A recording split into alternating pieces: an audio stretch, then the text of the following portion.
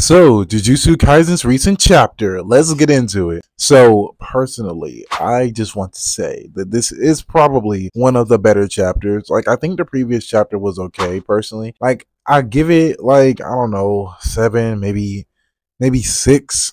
Like, it was pretty much mainly just like a bunch of information. Wasn't a lot of action, wasn't a lot of anything. It was literally just like a recap in a way.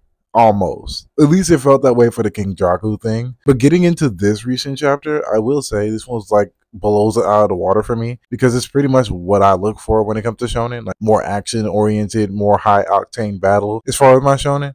And I'm not gonna lie, that is one of the main alluring parts of Jujutsu Kaisen is the overall fight choreography and things of that nature. Clearly, at least as far as anime watchers. Now, manga readers, I would say so as well. It's still a shonen manga, but that's besides the point. Let me just get over to my review of this. I really do enjoy this. Like, I think for the most part, I think that this is pretty good. Get a lot of back and forth between Yuta, Rika, and obviously Sukuna, more than Yuji, honestly. Yuji's honestly once again, barely involved in this chapter. Like, he gets like brief highlights within the fight, but it's mainly Yuta Okosu, carrying for most of the time. Even Rika's doing more of the work than Yuji is.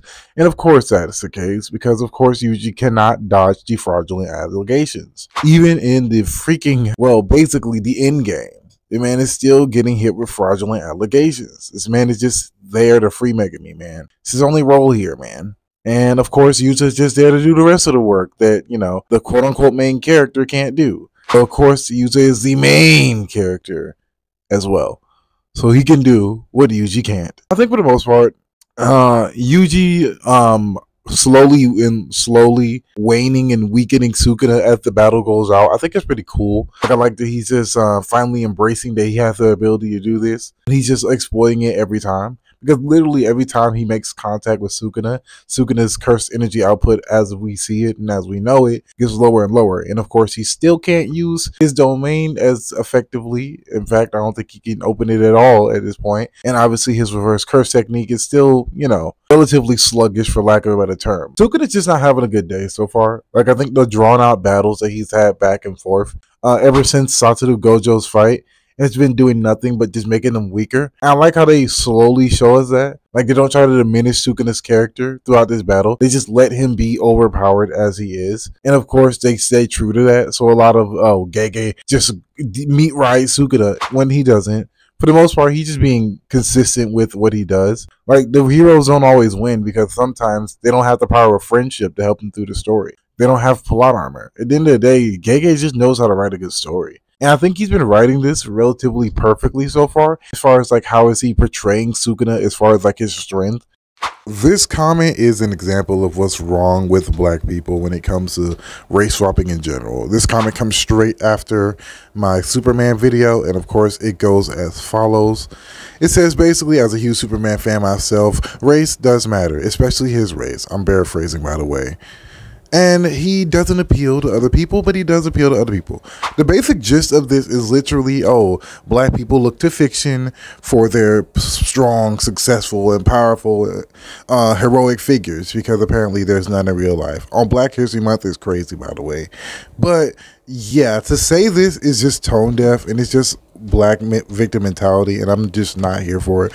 I don't agree with your take, man, but carry on. Appreciate the comment. Like, people aren't just getting random amps, and those amps aren't just there to help him. Because again, just because, you are alluded to have the potential stronger than Satoru Gojo, it doesn't mean you're Satoru Gojo. It don't matter how many statements you hear from characters, they ain't Satoru.